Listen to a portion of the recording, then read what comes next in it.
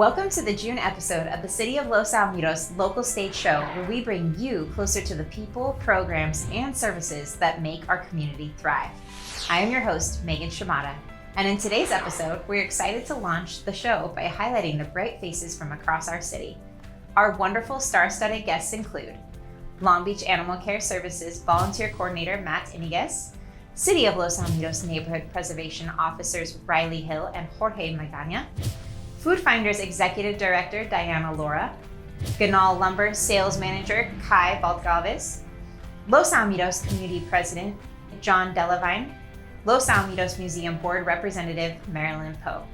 Together, we'll explore the work they're doing to keep Los Alamitos a safe, connected, and vibrant place to live. Let's welcome our very first guest. Next up, we're welcoming back Long Beach Animal Care. Welcome, Matt. Thank you for being with us today. Thanks for having us here. I appreciate it. So for those who have not heard our show before, if you can just tell us a little bit about Long Beach Animal Care and where you're located, your hours, services. Yeah, absolutely. So we're the city shelter, but we also, our service areas are Long Beach, Los Alamitos, Cerritos, and Signal Hill. Mm-hmm. So we're located at 7700 East Spring Street. It's right there at El Dorado Park. And so our provided a number of services from our animal control officers to working with organizations that can provide lower cost veterinary care, things like that. Mm-hmm. And I think many of our residents don't know that Long Beach Animal Care Services is actually our provider in the city of Los Alamitos. Yeah. So if you could explain what that connection means here in Los Alamitos. Sure. So if there is a stray animal or any kind of issue, our animal control officers can go out to this area.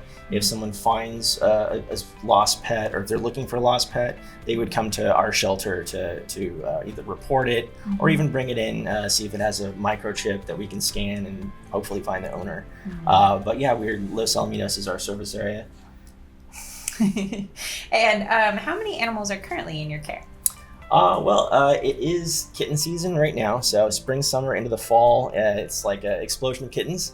So we do have a number of kittens. I don't know the exact number right now, but the numbers are rising. But we work with a lot of different rescues that are always in contact with, and they pull a lot of the kittens. We just did a transport of cats to a shelter in Utah. So we're far-reaching there. And with dogs, like most shelters, we're usually pretty full with dogs. Even I think the rescues are quite full right now too. So our capacity is about 105 dogs, and we're under capacity right now. But in summertime, it gets pretty close to capacity. It's like big time, especially 4th of July, things like that. Oh, yes, that's great. As we're heading into 4th of July season, what's something that our viewers should know about if they're pet owners at home? What should they be doing to help navigate through that holiday? You can bring them inside, obviously. Try to have people, play some music sometimes. With the gigantic sounds of the explosions, sometimes there's not much you can do besides just trying to keep them calm as possible. Yeah. If you know they're going to be potentially destructive because they have a little freak out, you can kind of they get scared. you can kind of prep for that. But just it's a calm, relaxing environment as much as you possibly can. Especially for little ones like this. Right. I've seen the weighted, jackets or vests for them. Things like that. Thunder shirts and things like that. Kind of feels like they're in a hug. So that definitely works too. And so do you have any exciting events or programs that are coming up in particular in the next couple months? We work with obviously the number of city events that we go to park events, things like that, and we try to team up with an organization called Camp. When we go to these events, and they can offer lower cost veterinary care. They also have clinics in our parking lot like 4 times a month. Right. We always have our adoption specials. So I would look on our website, because we'll sometimes have $30 for a dog adoption over 30 pounds. Great, yeah. And that comes with spay, neuter, microchip, vaccinations, things like that. Wow. Or $9 for 2-for-1 kittens, like we're, wow. Yeah, and it comes with all the initial veterinary care. Right. Okay, well, we see you brought a very adorable little friend with you today. Can you tell us about this little guy? Absolutely. This is Gulliver. Gulliver is a 3-month-old terrier mix. Came in, I believe, as a stray with another little pup. Doing pretty well. Just the world is brand new, so it's a lot of just kind of looking around. Hey, go, want to say hi? Hi. He's so cute. Yeah, it's okay. Oh, thank you. Oh, he's so cute.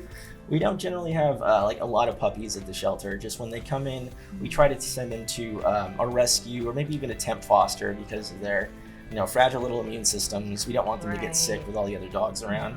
So Gulliver has been staying with a staff member for doing a temporary foster, and she was nice enough to let us borrow him today for a little outing. For our demo. Yeah, it's good to get him some car experience and everything too. Yeah, he's so tiny. Where did he come from? What's his background? How did he end up in your care? I'm not exactly sure what street he was found on, but I believe he was brought in by a member of the public. Okay. Yeah, if someone, again, in like Los Alamitos does find a stray, they go to our website, longbeach.gov/ACS. There is a section, sorry, Bobby, I know, a section for what to do if you found lost animals. It gives you some options. And then you can give us a call if you're unable to find the owner, and we can potentially take just make an appointment, that type of thing, to make sure we have kennel space. Yeah, of course. Oh my gosh, he's just so cute. And so if someone's interested in adopting Gulliver, what steps would they need to take in order to do that? We are same-day adoption. Okay. So it's kind of first come, first serve. I would check the website because sometimes they're not available just yet. They do have to have their spay-neuter surgery. Yeah, so first come, first serve. So sometimes in the morning we'll have like a line of people waiting for certain little dogs. Oh, really? The little dogs tend to get adopted relatively quick, which is great to see. Right. The larger dogs, the pitties, huskies, and shepherds are the ones that are a little bit harder to place, but we're always working. And since he's in a foster home, how does it work if somebody wants to meet Gulliver? We could just set it up with their foster to come to the shelter and meet. If they aren't foster, they're still up for adoption, and their information would be on our website. Wonderful. I don't think little Gulliver is going to last long. He's just too darn cute. He's so cute, yeah. All right, well, if one of our viewers was interested in volunteering or helping out, what are some of the ways that you most need those services right now? Oh yeah, we are always onboarding volunteers. So again, our first step would be to go to the website, and then under, programs and services, there is the volunteer program section, and that has the onboarding. Since we are a municipal shelter, we do have everybody do a live scan background check, and then once that clears, we notify the applicant, and then they can register for an orientation. He's ready to go. Yeah. And then once they do orientation, we start people off kind of helping us out with basic cleaning tasks and help clean up kennel cleaning, things like that, and they can work their way into animal handling. And I always tell people in orientations that even if a task seems mundane, sweeping the floor, wiping down surfaces, it really does go a long way to helping animals stay healthy. And healthy animals are they're adoptable because they're out front and center. So every little bit of help really it makes a huge difference. Yeah. Well, thank you so much for taking the time today, Gulliver. It was a pleasure to meet you. Thank you again for all your time. Problem. All right.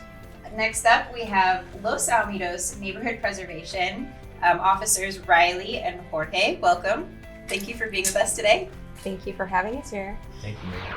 For our first question, Riley, if you can answer for us, for our viewers who may not be familiar with your work, what exactly does Neighborhood Preservation Team do, and why is it impactful for residents? Well, here in Neighborhood Preservation, we help maintain the quality of life in our city of Los Alamitos by addressing issues like property maintenance, zoning concerns, and some public nuisances. We keep our neighborhoods clean and safe and enjoyable for all of our residents. Wonderful. And what are your most common types of violations you encounter in our community? Some of the most common types of violations that we encounter in our community is overgrown landscaping, lack of property maintenance, inoperable or abandoned vehicles, unpermitted construction, unsafe structures, illegal dumping, a few other violations, but those are the most common that we encounter in the city of Los Alamitos. Gotcha. And how do you balance enforcement with education, especially when dealing with first-time or unintentional violations? Well, on the neighborhood preservation team, we pride ourselves with education, which is a key part of our approach. We try to make contact with our residents via sometimes friendly notices, notice violation if it's a little more serious. First time or unintentional violations, we prioritize outreach and communication. So we explain the issue, we provide how to correct it, and we allow reasonable time to do it. Okay. Our goal is always voluntary compliance, and with enforcement as our last measure of action. Oh, that's nice. Yeah. And can you walk us through the steps after a complaint is filed from investigation to resolution? Absolutely. So once a complaint is received, we investigate the concern, contact the responsible party, also the reporting party, gather any data. We do conduct a follow-up inspection on site. Most of our cases are resolved with cooperation and communication with our residents. And Wonderful. that kind of ties the loop. Yeah. We hear that the neighborhood preservation team is also responsible in planning the city's neighborhood cleanup day. Please share some of the highlights involving this community event and what residents can look forward to when it comes around. Well, we have our neighborhood cleanup day actually on May 16th Okay. from 8 to 11. It's a great way for everyone to come out, help each other, dump any unwanted items. We'll have paper shredding there, e-waste open to our Los Alamitos residents. And it's just a great way for us to keep our city nice and clean. And lastly, how can residents reach your office for questions or concerns? That is a great question. Residents can contact our office via a few ways. They can do a phone call, email, or they could walk in and request if we're here, because sometimes we're in the field, and we can meet them at the counter. We encourage our residents to download the MyLosAl app, which is a great app and it's free. And they could make it easy to report concerns, submitting requests and track the status of issues in real time. It's a convenient and efficient way to stay connected with the community. Wonderful. Well, thank you so much for your time today. We appreciate you being with us. Thank you for having Thank us. you for having us. Next up, we have Baltgalvis from Ganahl Lumber here with us today. Thank you for being with us. Of course. If you can start by just diving into Ganahl Lumber's history and how it's been a part of Southern California for generations and here in Los Alamitos for 30 years. Yeah, well, I think the first yard may have been opened up in Los Angeles way back when. You know, the company's been around since 1884, so we take a little bit of pride in that. In working in Los Alamitos, you know, we've really had a great opportunity to help watch Rossmore be built, you know, and a lot of remodels, get to know a lot of the general contractors in the area. And one of the big, I guess you'd say, motivations to stay and kind of keep it local in Orange County is just to get really good at what we're doing here before we expand too far. And that came from our chairman, Peter Ganahl, and that's been our guiding vision, part of it for decades, and it's worked out. Yeah. Would you say this is a core value to your company's success? Oh, definitely. Yeah, definitely one of them. Our mission is to, without getting too cheesy and sappy, you know, is contribute to the success and profitability of our customers. And one of the ways we do that is being reliable, kind of like in and out, you know, you go and you know what you're going to get every time. It's that same quality and service. That's what we try to do with lumber. Wonderful. And with so many big box home improvement stores out there, how does Ganahl Lumber in Los Alamitos differentiate itself through customer service, product availability, and community involvement? I would say through all three of them. You know, talking to customers every day, one of the things we hear the most common is that, wow, someone is here ready to help me. You know, as opposed to some of the big box stores where it's, you can walk around for a bit, I won't name names, but you can walk around for a bit and people will avoid you, you know. And then as far as product differentiation, we really try to give you all the tools you need to build the home. Inside fit and finish is a little bit different, but for the structure of it, we have you covered. Wonderful. The construction and remodeling industry has changed dramatically over the years. What trends are you seeing from customers in Los Alamitos when it comes to home renovations, sustainability, and building materials? So a lot of customers, especially in Los Al, seem to want to go back to more of a natural, traditional styling. Lots of dark woods, that kind of trim on the outside and the inside. And it seems to be moving a little bit away from the kind of concrete gray with white and black trim, you know, the really modern. And it just so happens that a lot of our manufacturers are producing products that look like real wood. In many cases they are, but in some they aren't. And those are made from actually recycled materials. So you have the traditional beauty of a real wood product, or at least something that looks like it. It's made sustainably, and it is virtually maintenance free, not requiring the same level of upkeep as real wood. Can you share a story about how the Los Alamitos store has helped a local project, contractor, or community initiative succeed? Yeah, we help a few every year. Namely, I'd say the biggest one, might have the biggest impact for them, is the Los Alamitos Youth Center. We host their Christmas tree lot every year in our parking lot, as I'm sure a lot of you guys may know. Drive past and see it. Employees certainly know because they get a little, oh, I can't park, but we're very happy to do it. And we love to help the kids, and we get Eagle Scouts in every week during that project season looking for donations, and we're always happy to oblige. Right, and what a way to celebrate the holiday season too. Absolutely. Just having trees in your lot. For our audience who may have never visited Ganahl Lumber in Los Alamitos, what would surprise them most about the experience, the products offered, or the knowledge available from your team? I would say most customers can get a start to finish consultation in one visit. It depends on the level of research they've done, but if they've done zero, and we get those all the time, we're very happy to guide them through the whole thing. I think the biggest wow moment from a lot of customers we get is that was way easier than I thought it would be. I love that. Well, thank you so much for taking the time to meet with us today. Any last words for us? That's it. Thank you guys. I appreciate it. All right, thank you. All right. Next up, we have our president from the Los Alamitos Community Foundation, John Delavigne. Thank you for being with us today. No, thank you. Happy to be here. For our viewers who are not familiar, can you tell us about the Los Alamitos Community Foundation and its mission? Sure. Los Alamitos Community Foundation was founded in 2021 as a nonprofit to fund specific city programs. Wonderful. And what are some of the biggest ways the foundation supports the local community?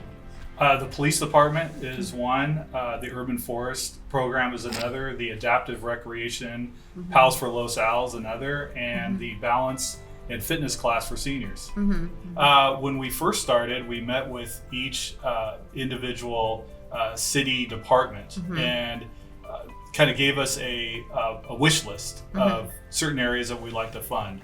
And so we really our fundraising efforts have been for certain city programs, specifically for police. There's the adaptive recreation program. Pals for Los Al is another one. The urban forest program. So those are some of the programs that we've been able to fund. And can you share a recent project, donation, or success story that really highlights the impact of the foundation? Yes. Three of the main big ones are, as Elvis, the police dog, we're able to fund that program.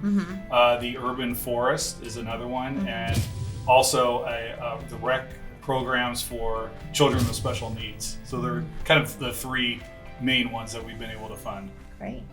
And why is community involvement and local philanthropy so important in a city like Los Alamitos? Oh, well, Los Alamitos is such an amazing city, wonderful programs, and really we're here to enhance those programs. These programs are already in place, and really just fundraising to add to those. And what are some of the current goals or upcoming initiatives the foundation is excited about?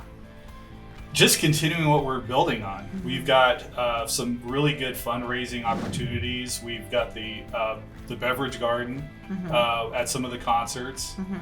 We've got the upcoming Mayor's Ball, the fireworks stand.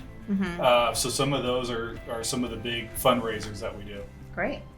And how can residents, businesses, or volunteers get involved and support the foundation's mission? Volunteer. We are open to everyone volunteering. We've got the, again, beverage garden. We've got the firework stands that we can always use volunteers. Again, there's the upcoming Mayor's Ball. So we've got some really good programs and opportunities to volunteer. Wonderful. And finally, what message would you like to leave the community about giving back and staying connected locally? Well, again, Los Alamitos is amazing, and just whatever we can do to just keep these programs going, enhance these programs, and it's just such a wonderful community.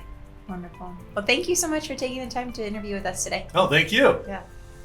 Next up, we have Marilynn Poe, our board representative from the Los Alamitos Museum. Welcome. Thank you. if you could start by telling us about the museum and its history in the community.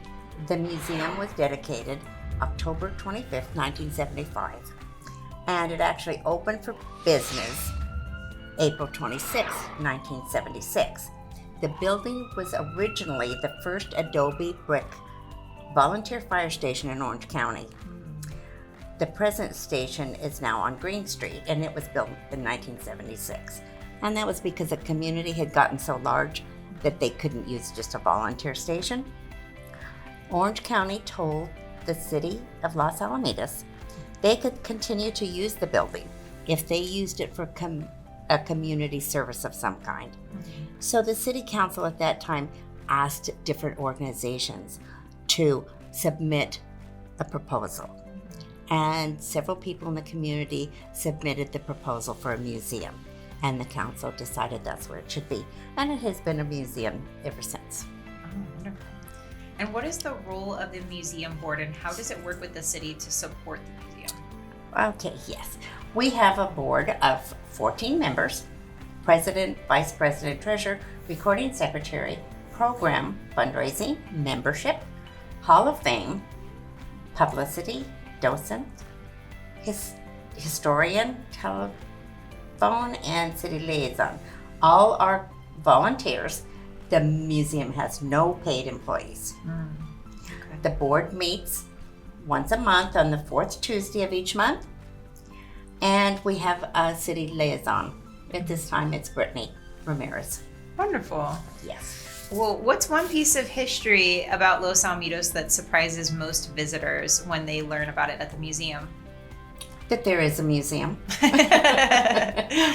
People come in, and that's the first thing they say. Yeah. We never knew there was a museum here. Mm-hmm. And that's what is the most surprising. And then they're fascinated by the pictures that we have on the flipboards. Mm-hmm. And they're interested that the community started with the sugar beet factory. Mm-hmm. So we have a lot of the history there, and that's intriguing to people when they do come in. Wonderful. And can you share a favorite exhibit or artifact that visitors shouldn't miss? And as I said, that we have one large showcase, Uh-huh. and we change the exhibits in there. Right now, there is an exhibit about the Indians that were first here, Mm-hmm.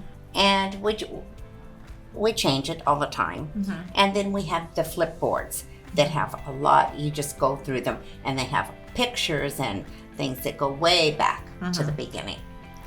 Are there any upcoming events or programs that the community should look forward to?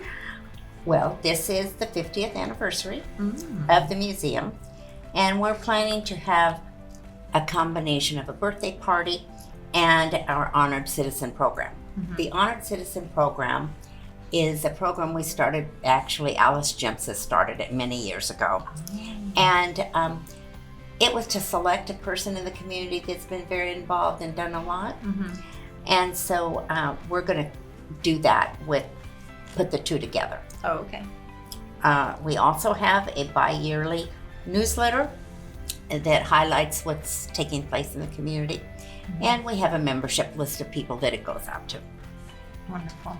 And as you celebrate the 50th birthday of the museum, what are you most hopeful for in the museum's future?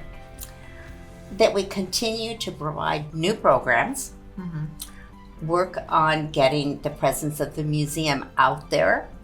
We are now doing things on social media, posting things so that people in the community get to know that there is a museum. Wonderful. And then a lot of times people say, well, where is it? And we always tell, it's across the street from the fish company. How can residents and visitors get involved or support the museum? Well, we have a docent program. The museum is open to Sunday, Tuesday, and Thursday from 2 to 4. And we have 2, sometimes 3 docents working. So if somebody would like to be involved with the museum, we have a training program, and we'd love to have them get involved as a docent. And why should every resident of Los Alamitos take time to visit the museum at least once? Well, we think it's important for people to know the surroundings of the community that they live in. And the history is important. And as I said, knowing about, it's the Gabrielino Indians that were here way, way back. And people don't know that there was a sugar beet factory that started the community. There's a lot of things like that. They don't know that it was all farmland before Rossmore was built. The whole area here was farmland. We have a history about the dairies that were here and the schools. And there's just a lot to look at there. What do you hope visitors take away after spending time at the museum? We hope the people will feel a sense of pride in the community and maybe become involved, like being a docent. Yeah. We have a training program, and it's 2 hours once a month, and that's a good way for them to get involved. Great. Well, thank you so much for your time today. We appreciate you being here with us. Thank you for asking us, and I always like to talk about the museum. All right, thank you. Next up, we have from Food Finders, our Executive Director, Diana Lara. Welcome. Thank you for being with us. If you could start by telling us about what inspired you to get involved with the Food Finders program here in the city of Los Alamitos. So I, a previous employer, had attended a team building exercise. And at the end of the 3 days, what came out of that was that I needed to be more involved in my community. So I first got into volunteering at my church, doing youth ministry, and then was introduced by a fellow coworker to Arlene Mercer, the founder, who was in need of a director of operations. And got involved with the organization, and it just really was incredible, the impact that we were having. And 19 years later, I'm honored to be the executive director of Food Finders. Wow. Can you share a special moment about how Food Finders has impacted an individual or family? So there are countless moments that I could share with you. One of the one that resonates is, it just happened recently. It was in April. I received a call from an individual who was in a motorhome. They had run out of gas. They didn't have any money for gas or food, and he just needed somebody to drop groceries off at a point, at a street that he was at.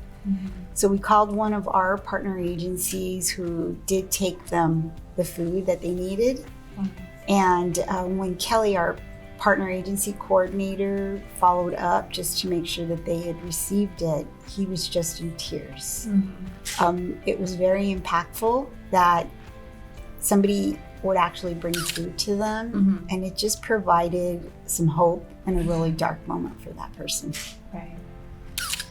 And if you could please inform our viewers how your program contributes to the cause and requirements under California's SB 1383 mandate with regard to food recovery. So we are a food recovery organization. We've been doing this for 37 years, so it's nothing new. And what we do is we pick up and deliver food from manufacturers and distributors. And then what that does is it keeps them compliant with the legislation. We provide all of the reporting that they need to be compliant in terms of reporting. And it just provides just a tremendous amount of food. We're currently rescuing 1.4 million pounds of food a month. Wow, that's incredible. What are some of the biggest challenges in reducing food waste and food insecurity? I think some of the bigger challenges are, funding. Funding's always an issue. Right. We do get funding. A lot of times it's restricted. Right. So funding is one of the bigger issues. Quality of food. A lot of times donors might want it to be a dumping ground. So my drivers are really good. And they tell them, if you won't eat it, don't donate it. Right.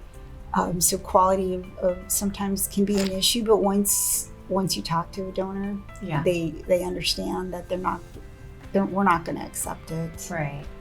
Some of the bigger issues that we have is lack of volunteers. Always in need of volunteers because a majority of our food gets picked up and delivered by volunteers. Oh, wow.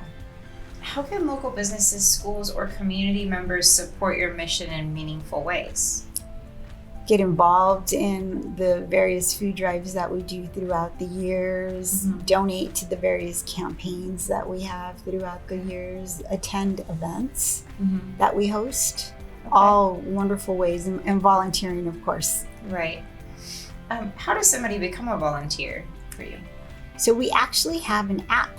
Okay. It's a Food Finders app, and it's in your local app store. Okay. And you can download that app, and it gives them the different available routes. Okay. They can also call the office, speak with our volunteer coordinator, and get signed up that way as well. Oh, wonderful. And what future initiatives are you most excited about for the Food Finders program? You know, we're going to have a really big challenge with the HR 1 restrictions and funding cuts to both SNAP and Medicare. There's going to be a lot more individuals in need of food over the next 10 years. So what I'm excited about is the work that my team is doing to increase the amount of food that we distribute, to bring on more agencies, to really help offset what we anticipate seeing over the next 10 years. Yeah. Well, thank you so much for taking the time to share with us about Food Finders, and we wish you all the best of luck. Thank you so much. Thank you for joining us on the Los Al Local Stage Show. We hope you enjoyed hearing from our community leaders and partners who are making a difference right here in Los Alamitos. Be sure to stay connected with our city for upcoming events, programs, and opportunities to get involved. Until next time, this is the Los Al Local Stage Show, where community takes center stage.